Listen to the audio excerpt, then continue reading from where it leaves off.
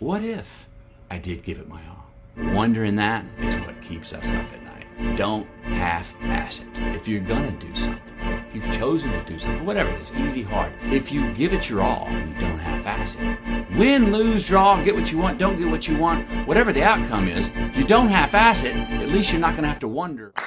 Day 70, I'm Cole. This is my journey of becoming a professional soccer player, building a bootstrap business, and becoming a better version of myself. Today was absolutely filled to the brim with work on the calendar app, and then also a little bit of analysis on my juggling and with the YouTube.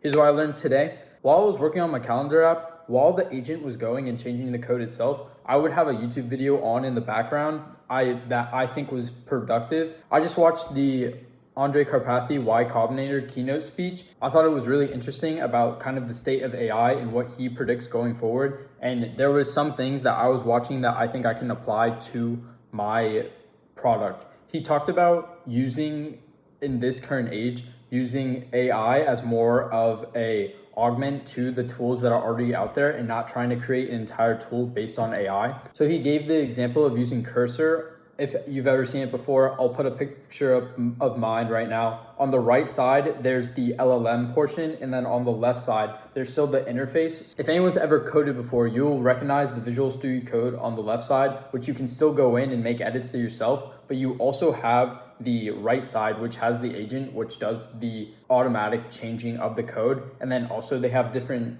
levels of augmentation within the code. You can tap to complete, or you can completely replace certain files or snippets within the code. That's what he means by having different levels of augmentation throughout the code. I think mine's gonna be a little bit less of different levels of augmentation because there's just not as much to do. On the right side, the LLM portion will have a GUI, which is a graphical user interface, which is just kind of like icons to make it a little bit easier for the user to understand and implement it into the actual calendar. Then moving on, I think watching videos on how to communicate better with the people around you are extremely important. I watched this video by this YouTuber who's a Google engineer, and he was talking about the importance of communication and how to get better at articulating. And these were kind of the 3 points that I took away from the video. The first 2 points I think are very tailored to in the work setting. And then the third point I think is more tailored to kind of a friend setting when you're just trying to be a little bit more interesting. The first point that he had was to take out flowery language. You don't want to sound smart by using big words and trying to confuse everyone else. One, if people do understand what you're saying, you're just going to sound like an idiot. Being a good communicator means being able to take complex ideas and then break it down into simple ways to explain it to someone who doesn't understand it. And then on top of this, you don't want to use the flowery language because you don't know what you're doing. It's just a lot better to build rapport with the other people to just admit you don't know what you're doing. Especially if you have a position higher than the other person, admitting that you don't know is okay. And it's probably better to let the person who has more experience take the lead, and then you can learn from them. And then eventually you'll understand how to do it yourself. Next, knowing the objective of the topic of whatever you want to talk about. The way he suggested that he structured introducing an idea, mainly when you're reporting to a boss, is you would say the exact objective that you're trying to understand the first thing. So if you're trying to get approval from an upper level management in the company, you want to start out with a statement, hey, we're trying to get approval on this. We just need to get your go ahead. And then you want to break it down and go into the details saying, we've done this, we've talked to these people, and we've run these tests.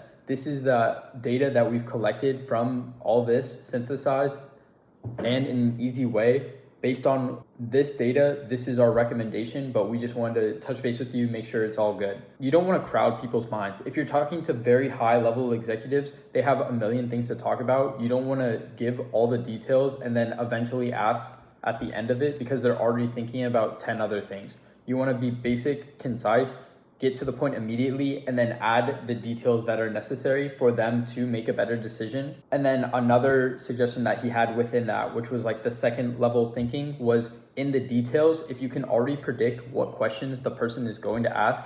So this was before adding the details. If you just have the point saying, we're investigating why our revenue has dipped a little bit in this sector, if you can predict what questions they're gonna have exactly after that statement, that kind of goes into the detailed points. You wanna say, we've tested this, this, and this. We looked at the different markets to see that it is not something that's market wide. So we have to look internal, talking to this team, and this team. We've already talked with these two teams, but still have to talk to the last one. The first two teams gave us this information, but based on that, what do you think? So in that case, you're just kind of giving a report. You're giving the overview of what you're actually doing first, and then what action plan you've implemented to try to solve the problem. You want to kind of reduce the amount of stress and pain that the other person has as much as possible. Having all that already done in a concise manner, in the right structure for the other person to understand, is going to make it a lot easier and going to represent you a lot better to the other people in the organization.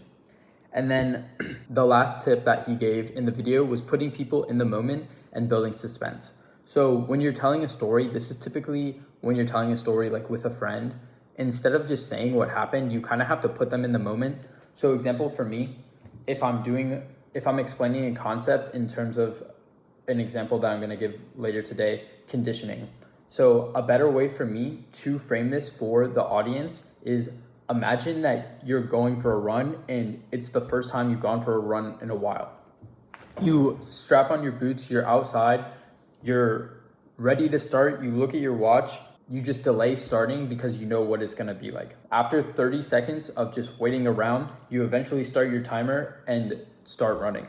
Although the first 10 seconds, you may go out on a full sprint and then you're starting to feel it already. I'm like panting really hard and like I'm starting to sweat. It's kind of hot outside. Do I really want to be here? In that, you could see how I was trying to explain like what feelings I'm actually going through in the moment. I still have to work at it. It's something that I was just introduced to, so I'm not going to be the best at it. For you, trying to put people in the moment, trying to explain the feelings that you went through so that they can have a better understanding of. And then also in the story, something that really adds to kind of keep people hooked is building suspense throughout the story. Honestly, I'm not the best at this, so it's something that I'm going to have to learn to do a little bit better. But continuing the story in a way that they want to understand what happens next. Now back into the little mini series that I've been recording over the past few days. Today's topic is actually conditioning. I talked about it a little bit previously with the communication, but I have 3 subtopics I want to get through today. The first one is conditioning new thoughts. Yesterday, we talked about analysis, understanding your thoughts that you're having and trying to write them down and explain them in the reflection that you have at the end of the day. Now you want to condition yourself when you're starting something like a new behavior, going into a workout or waking up in the day. Condition yourself saying, this is what we do now. I'm this type of person. I do this work. Conditioning these thoughts over and over again, it's not going to make a difference in one day, but over time, it's going to change the thinking that you have. You can't control the thoughts that pop into your head, but you can condition the body, you can condition the mind to be more aligned with who you would want to become. Next, conditioning bad thoughts is also really important. So as you're working on meditation and becoming more aware of the thoughts that you're having, when you have a bad thought, a toxic thought that you think isn't helpful for you to reach the person that you want to be or your goals, you have to condition your mind into thinking a new thought. So a really good example for me is during my juggling. Especially recently, I've been really frustrated with how many attempts certain exercises are taking me to get.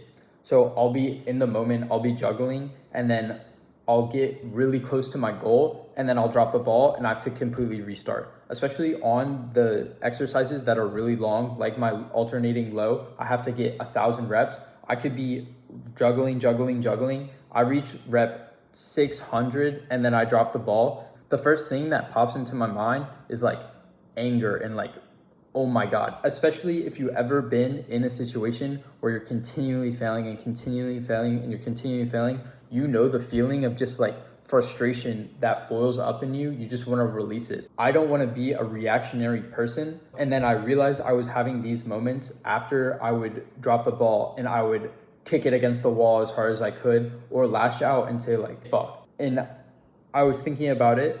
I want to be a calm and collected person. I can't allow myself to fall into the moment and get into that frustration. At least let it be seen on the outside.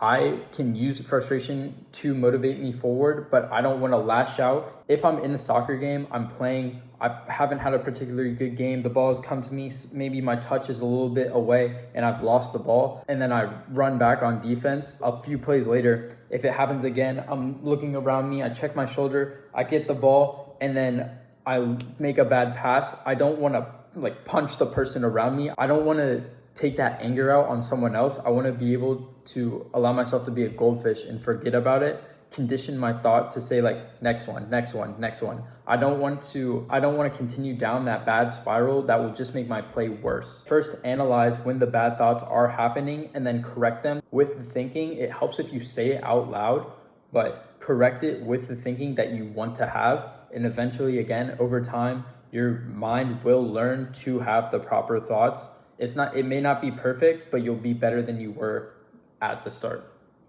Finally, the last thing that we have to talk about is conditioning the body. There are certain human limitations in terms of how hard you can work, how much focus you have, but you can train yourself to be a lot more than you even think. If you've ever heard of David Goggins, he has the 40% rule, which is humans think that their max capacity is at 40%, but the human body actually has 60% more to give than people think. With doing mental tasks such as studying or creating a business, or physical tasks such as a workout, your body can go a lot farther. I count your mind in terms of doing the work, your body, and your cognitive load. I'm going to flash my calendar on screen for today, but you can see how much work I did with Amplify.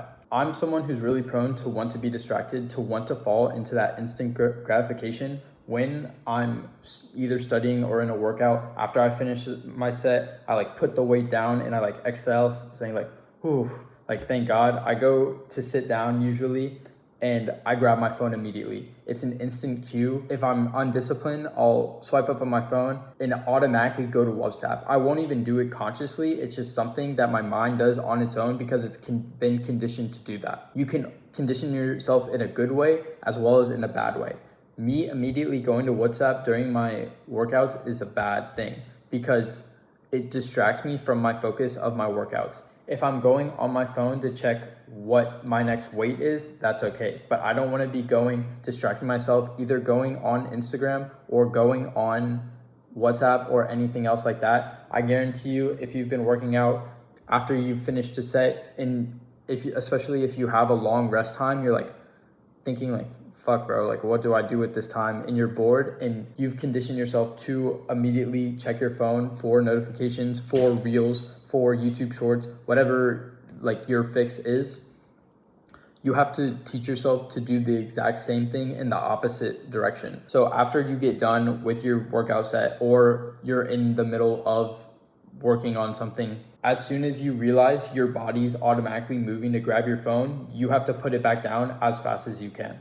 You have to condition your body to not grab your phone as soon as you're done and going on rest. And then within the workout, you have to condition your body to push even harder.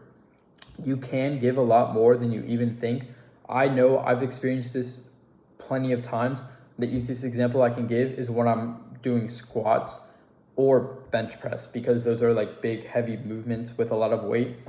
I'll think in the moment when I'm putting on the weight, like, oh my God, like, am I gonna be able to like survive? I don't have a spotter or anything. I've kind of recently have learned how to properly bail on a squat, which is probably way too late. In the moment for the bench press, I'm flat on my back. I have the bar above me and I'm thinking I've just put 185 on. I've never done 185 before and now I have to do it for 3. Like, am I about to die? It's a little like nervous doing these things. Of course, I would suggest having a spotter and not just trying to put on 300 pounds when your max is 135, especially in those times where I am pushing for a new max. When I have been consistently doing my workouts, I'll put my hands on the bar, I'll lift it up, and then I'll be like, holy shit, wait, low-key, this is doable. This is light as fuck. Not actually light as fuck, but I have the ability to do it, and usually I'll crush it out. You have to be willing to push your body further than what you've done before. If you do fitness, if you do running, it really helps to time yourself over the course of time to see how you're progressing. If you're just going about it and just kind of doing it, you're not going to realize how much better you could be getting every single time. If you're going for a run in the morning, if you're just going for time, track the distance that you're going and then try to push a little bit farther and a little bit farther and a little bit farther. It especially helps if you're not thinking about the distance that you are going. If you kind of turn your mind off and just run, you're going to go a lot further than if you're constantly thinking about what you're doing. This kind of builds into conditioning the body to push further, kind of builds into turning off your brain, especially when you're in physical experiences or giving a presentation. Sometimes you have to be able to turn off your brain, which if you do meditation, you're going to get better at, and just be able to enjoy the moment and execute on what's happening. If you're preparing up to the point, you're probably going to be overthinking. You're probably going to be worried about X happening or Y happening. If you're in the moment for a soccer game, what if you do a bad pass?